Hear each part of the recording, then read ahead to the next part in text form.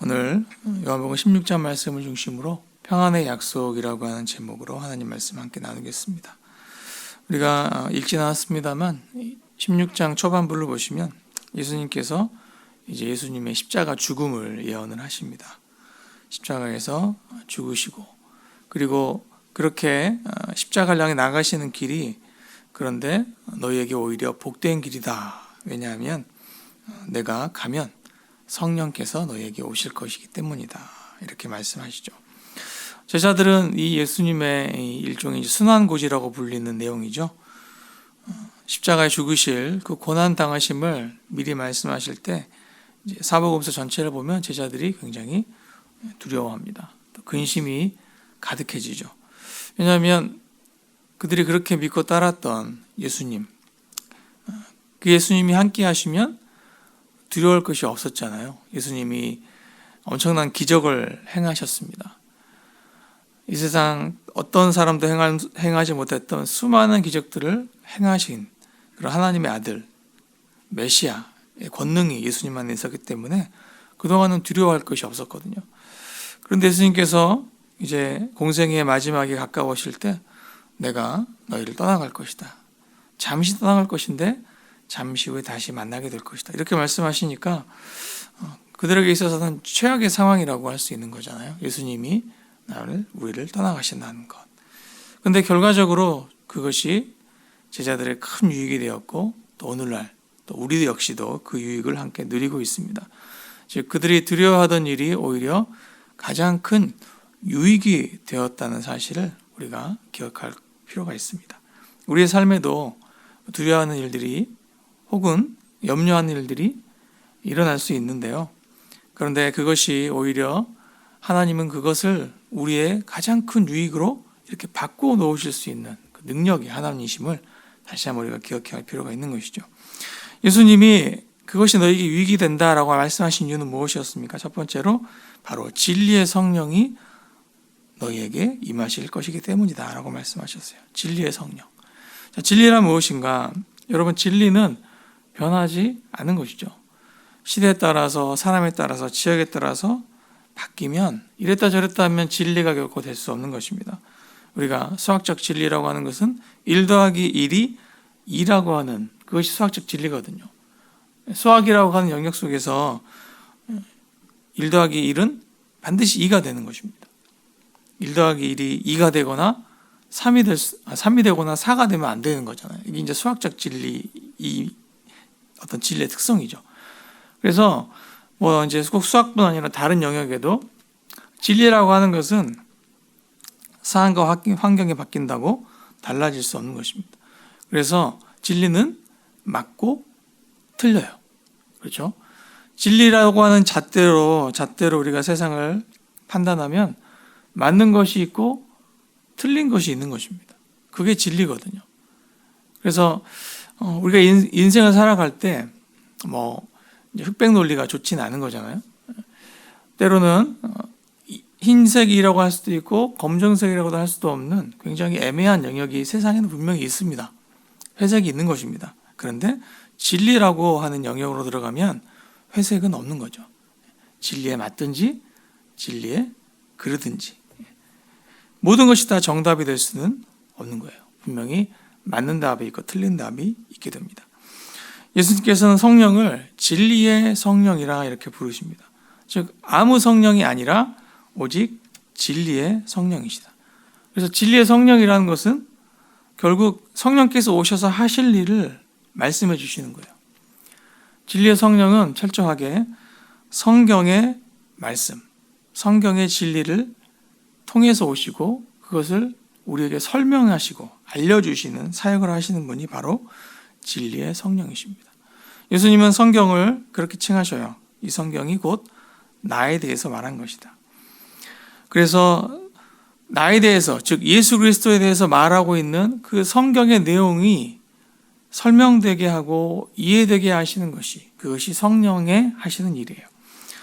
자, 우리가 읽지 않았습니다만 요한복음 16장 13절, 14절, 15절을 보시면 그렇게 예수님께서 말씀하십니다. 13절 후반부부터 한번 보겠습니다. 16장 13절 후반부터 그가 스스로 말하지 않고 오직 들은 것을 말하며 장래 일을 너희에게 알리시리라. 그가 내 영광을 나타내리니 내 것을 가지고 너희에게 알리시겠습니다. 무릇 아버지께 있는 것은 다 내 것이라. 그러므로 내가 말하기를 그가 내 것을 가지고 너희에게 알리시리라. 아멘. 자, 여기서 그가라고 하는 이 그가 바로 성령님이시거든요. 내가 너희에게 이제 성령을 보낼 것인데, 하나님께서 성령을 보내주실 것인데, 성령께서 오시어서 하시는 일이 무엇이냐 하면 스스로 말하지 않고 들은 것을 말씀하신다. 내 영광을 너희에게 나타낼 것이다. 마지막 15절에서 내 것을 가지고 너희에게 알리시겠다라고 말씀하십니다. 즉 하나님께서 말씀하신 내용, 하나님께서 말씀하신 내용이 뭐예요? 그게 성경이잖아요. 하나님이 진리의 말씀을 우리에게 성경으로 주셨죠. 그래서 또 예수님이 이 성경이 나에 대해서 증언하고 있다라고 말씀하셔요. 성경이 말씀하시는 내용이 바로 예수 그리스도시거든요. 성령께서 오셔서 하시는 일은 말씀이 말씀되게 하시는 것입니다. 말씀이 깨달아지게 하고 이해되게 하고 들리게 하고 적용되게 하는 것이 바로 성령이 하시는 역사, 사역이에요. 그래서 성경에서 벗어난 어떤 성령의 역사라고 하는 것은 있을 수가 없는 것입니다. 성경이 진리가 아닌 다른 것을 말하고 다른 내용을 더하거나 혹은 성경의 진리 중에 일부분을 빼거나 더하거나 빼거나 하는 것은 모두 가짜인 것이죠. 성경은 이미 완성된 하나님의 진리로서 완성된 하나님의 계시로서 우리에게 주어져 있어요. 그래서 성경을 더할 수도 없고 성경을 뺄 수도 없습니다. 아무리 똑똑한 사람이 있고 아무리 신비한 사람이 있다 할지라도 성경 이 말씀은 건드릴 수 없는 거예요. 거기서 제거할 수도 없고 더할 수도 없기 때문에. 그래서 완성된 계시로 있는데 그 완성된 계시로 있는 성경을 우리에게 깨닫게 해주시는 바로 누구시냐? 성령 하나님이시에요. 우리가 말씀을 들을 때, 주일 목자의 음성을 들을 때, 또 우리가 홀로 성경의 말씀을 읽고 연구할 때 그 의미들이 이렇게 깨달아지는 것은 내 힘으로 되는 것이 여러분 아닙니다. 오직 성령께서 이렇게 비춰주시기에 우리가 깨닫게 되거든요.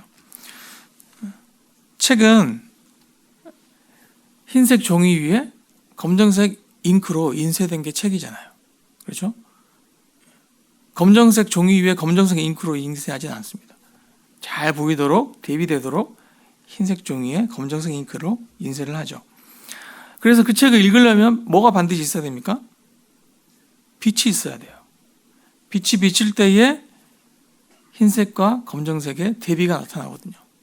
빛이 사라지면 종이도 검어지고 글씨도 검어집니다. 그래서 읽을 수가 없는 것이에요. 무슨 얘기인지 알 수가 없는 것입니다. 성령이 하시는 것을 우리가 성령의 조명이라고 하거든요. 성령께서 오셔서 진리의 빛을 이렇게 쭉 비춰주실 때 성경 말씀이 드러나는 거예요. 우리가 그것을 읽게 되고 알게 되고 깨닫게 되는 것입니다. 그래서 내가 말씀을 아무리 읽어도 대체 뭔 소리인지 모르겠다 하시면 아직 성령의 조명하심이 내 안에 없는 것이고요. 그러면 그것을 먼저 달라고, 즉 하나님을 믿게 해달라고 먼저 내가 기도하며 나아가야 되는 것입니다. 내가 주일 말씀을 들을 때 깨달아지는 것이 있고 내가 홀로 말씀을 읽을 때 이해되는 것이 있다는 것은 내 안에 성령께서 진리의 빛을 이렇게 조명하고 계시다. 성령의 조명이 내 안에 있다고 반증이 되는 것입니다. 자, 성령께서 성경 말씀을 비춰주셔서 우리가 깨닫게 되는데 우리가 알게 되는 그 내용이 무엇이에요? 그게 성경의 내용이죠. 예수 그리스도입니다. 우리가 성경을 읽을 때 그 성경 속에서 예수님을 알게 됩니다. 예수님을 발견하게 돼요. 예수님의 사랑, 예수님의 은혜, 예수님의 진리가 그 안에서 드러납니다.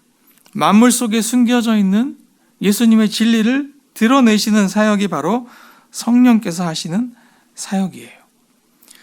예수님이 누구신가? 예수님이 만물의 중심이십니다. 예수님이 말씀으로 이 땅을 창조하셨고 그리고 예수님이 지금도 이제 만주의 주로 이 땅을 통치하고 계시죠. 그 예수님의 영광을 드러내시는 것.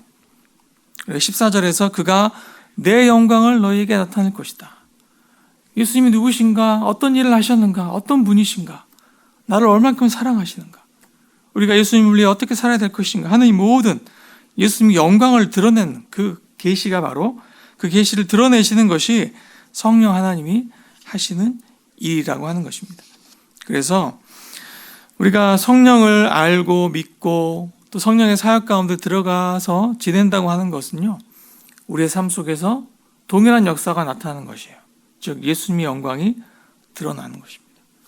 내가 살아가는 삶의 자리에서 예수님의 영광이 드러나고 나타나고 그것이 증거되고 목격되는 것이 성령의 사역이십니다.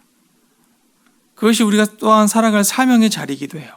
내가 오늘 하루 살아가는 삶의 현장에서, 가정에서, 직장에서 하나님이 나를 통해 하시고자 하시는 일이 무엇입니까? 성령이 내 안에 계시면서 우리 안에 내주하시면서 내게 깨닫게 하시고 알려주시고 믿음으로 살게 하셔서 목적하는 바는 바로 우리를 통해 예수님의 영광이 드러나는 거예요. 예수님이 누구신지 증거되는 것입니다.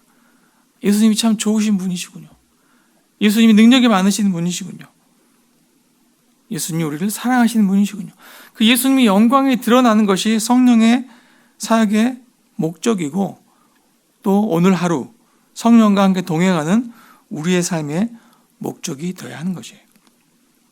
우리가 우리의 면류관을 계속 쓰고 있는 것이 아니라 내 왕관, 내 면류관을 벗어서 그것을 예수님 발 앞에 드리는 것, 예수님의 영광을 나타내는 것이 바로 우리의 삶의 목적이 되어야 하는 것입니다. 두 번째, 진리의 성령이 오셔서 우리에게 주시는 은혜는 기도할 수 있는 은혜를 주십니다. 이제는 우리가 예수 그리스도의 이름으로 기도할 수 있는 그런 은혜와 축복을 받습니다.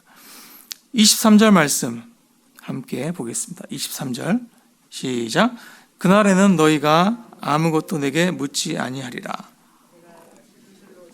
너에게 이르노니 너희가 무엇이든지 아버지께 구하는 것을 내 이름으로 주시리라. 아멘. 자, 예수님께서 뭐라고 하셔요? 내가 진실로 진실로 너희에게 이르노니. 예수님께서 진실로 이르노니 라고 하시는 경우는 많이 있지만 진실로 진실로 이르노니 두 번 하시는 경우는 많지 않거든요. 이 진실로가 이제 아멘이거든요. 아멘. 아멘, 아멘 이르노니 이거 이제 확실하게 강조하고 싶으신 내용이라는 거죠. 이거 분명히 사실이다. 그 내용이 무엇입니까? 너희가 무엇이든지 아버지께 구하는 것을 내 이름으로 주시리라. 이것이 예수님의 간곡한 선언이셔요. 이걸 너희가 분명히 믿어야 된다. 알아야 된다. 이제부터는 너희가 내 이름으로 무엇을 구하든지 아버지께서 주실 것이다. 하나님 아버지께서는 예수님의 이름으로 그리스도인이 기도하고 구하고 간구하는 것을 응답해 주신다. 응답으로 주시겠다라고 말씀하셔요. 왜? 예수님의 이름으로 구해졌기 때문입니다. 예수님의 기도를 거절하지 않으신 하나님께서 이제 그분의 이름으로 드려지는 기도를 거절하지 않으신다 말씀하셔요. 어떤 기도도 다 들어주시겠다, 응답해 주시겠다 말씀하십니다. 그런데 제한 조건이 있죠. 예수님의 이름으로 구하라고 하셔요. 예수님의 이름으로. 예수님의 이름으로 구한다고 하는 것은 무엇인가? 이것은 어떤 마법 같은 주문이 아니에요. 내가 뭔가를 구한 다음에 그것이 이루어지도록 꼭 필요한 어떤 효과 있는 말을 내뱉는 것이 아니거든요. 우리가 예전에 이제 기억해 보시면 어렸을 때 잘 모를 때 이제 믿음이 아직 성장하지 못했을 때죠. 저도 이제 기억이 나는데 새벽에 새벽 기도 가서 기도하다가 기도를 한참 했는데 깜빡 졸아버렸어요. 그리고 딱 깼어요. 그래서 깜빡 마지막 말을 안 한 거죠. 마지막 말이 뭐예요? 예수님의 이름으로 기도드립니다. 아, 네, 그걸 꼭 했어야 됐는데. 아이고, 앞에 내가 10분 동안 기도한 게 다 날아갔네. 아니죠, 여러분. 그걸 내가 안 하면 앞에 기도가 무효가 되는 게 아니잖아요. 그게 주문 같은 게 아닙니다. 예수님의 이름으로라는 뜻은 무엇인가? 그것은 예수님의 이름 안에서 한다는, 정확한 의미는 예수님의 이름 안에서 기도한다는 거거든요. 그걸 이제 의로라고 해석했지만 원래 원문은 안에 있다는 의미입니다. N이라고 하는 전치사를 썼기 때문에 예수님 이름 안에서 내가 기도한다. 이것은 결국 예수님의 이름에 합당하게 기도를 드렸다는 거예요. 예수님의 이름에 합당한 기도를 내가 올려드렸다고 하는 것입니다. 예수님과 같은 삶의 자리에서 내가 하나님께 기도했습니다. 예수님이 원하시는 삶의 내용으로 내가 하나님께 기도했습니다. 그렇죠? 우리가 마음에 분노가 가득해서 하나님 저 사람 좀 때려주세요라고 기도하고 싶을지도 몰라요. 그런데 여러분, 저 사람 때려주세요라고 기도하는 기도는 예수님의 이름으로 드려지는 기도가 아니죠.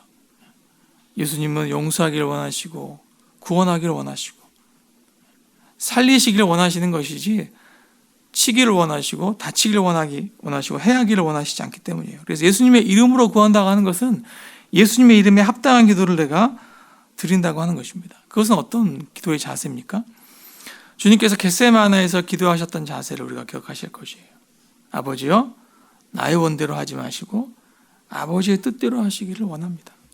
이게 예수님의 삶의 기도의 자세였거든요. 마찬가지입니다. 우리가 기도할 때에도 내가 원하는 것, 내가 바라는 것 많이 있겠으나 그러나 하나님이 원하시는 것을 우리에게, 내게 이루어 주옵소서. 우리 가정에 하나님이 원하시는 것을 이루어 주옵소서. 내 자녀에게 하나님이 원하시는 것을 이루어 주옵소서. 내가 원하는 것이 아니라 하나님의 뜻대로 되기를 원합니다. 그렇게 기도하는 것이 예수님의 기도의 자세거든요.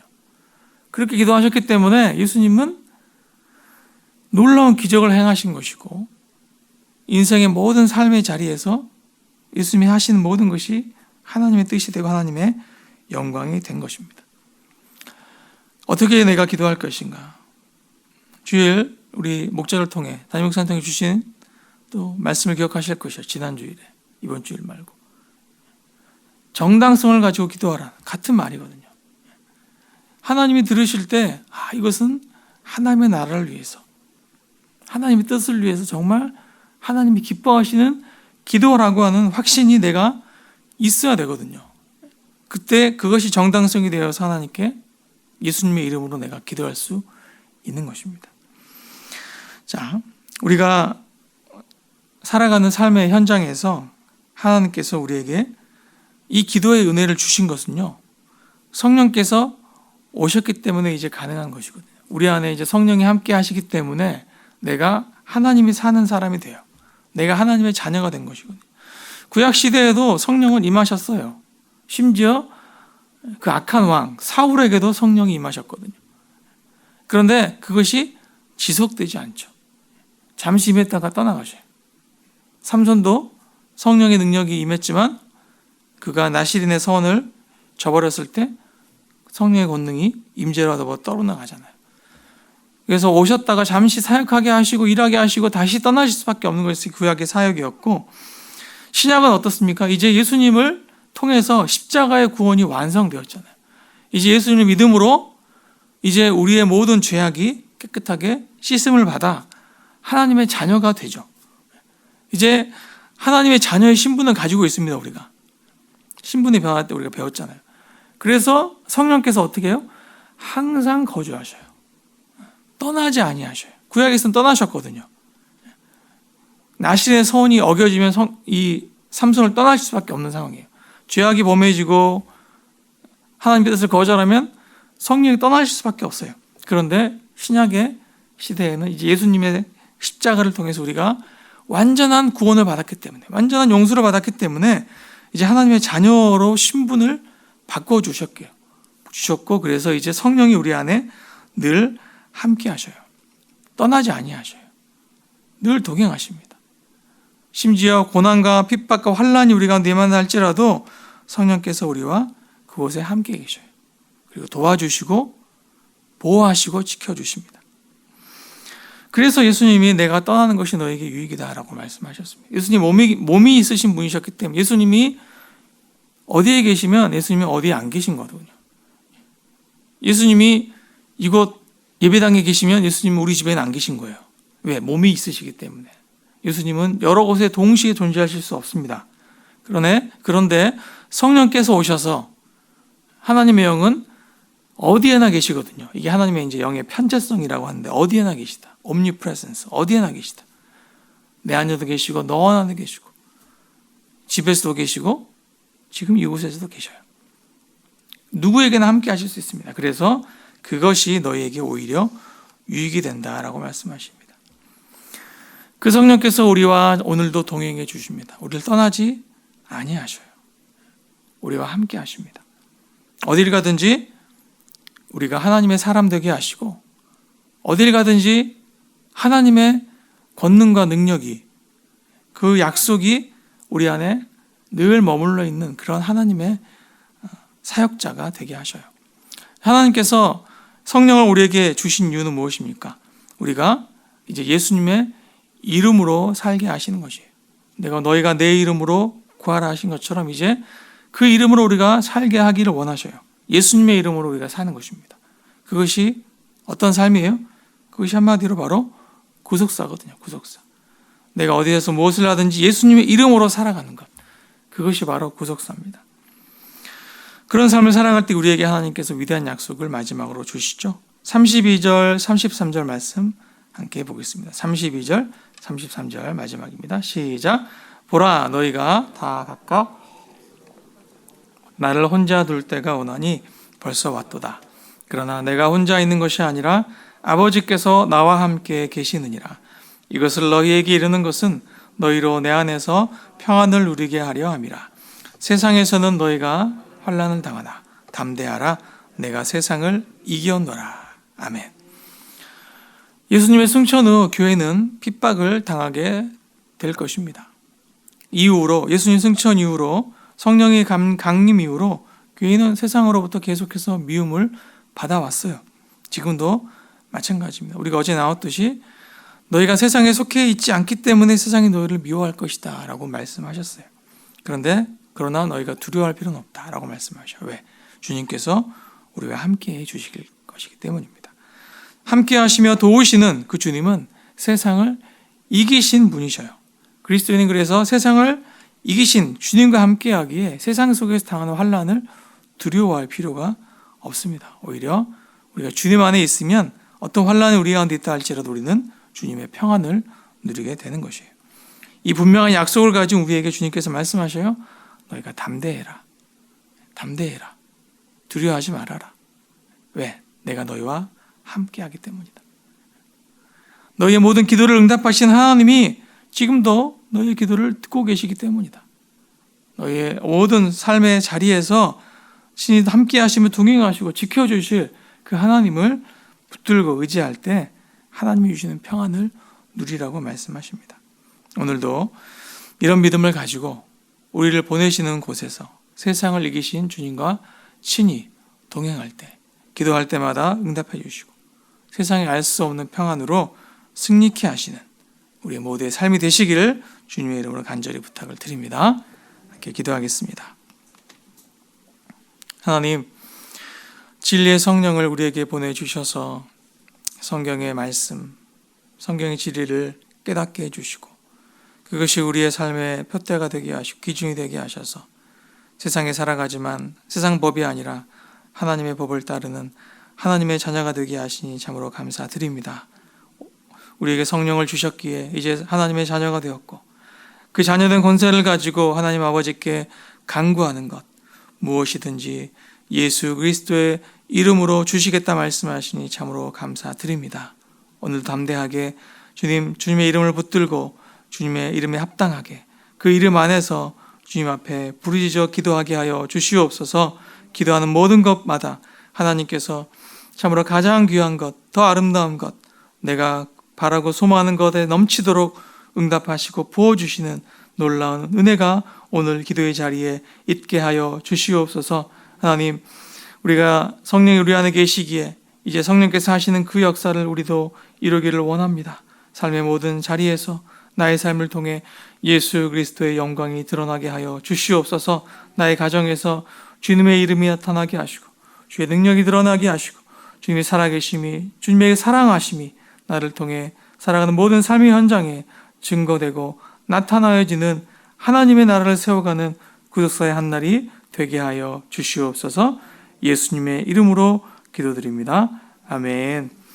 이제는 교회의 머리가 되시는 예수 그리스도의 은혜와 아버지 하나님의 크고 놀라우신 사랑하심과 성령님의 교통하심과 교제하심이 오늘도 우리와 함께 하시는 성령님과 동행할 때에 아무것도 염려하지 아니하고 담대히 예수 그리스도 이름으로 구하는 모든 것마다 넘치도록 응답하여 주시고 세상이 알 수도 없고 빼앗을 수도 없는 하늘의 평안으로 평안케 하실 것을 믿음으로 다짐하시는 사랑하시는 모든 성도들과 그들의 가정 위에 귀한 일터 위에 이 나라 이 민족과 주영된 생명선 교회 위에 이제로부터 영원토록 함께 하옵시기를 간절히 축원하옵나이다. 아멘.